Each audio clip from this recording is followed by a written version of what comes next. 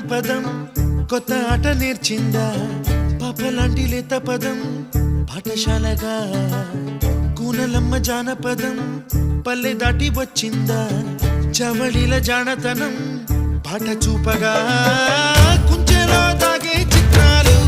ఎదురొచ్చేలా అంతటా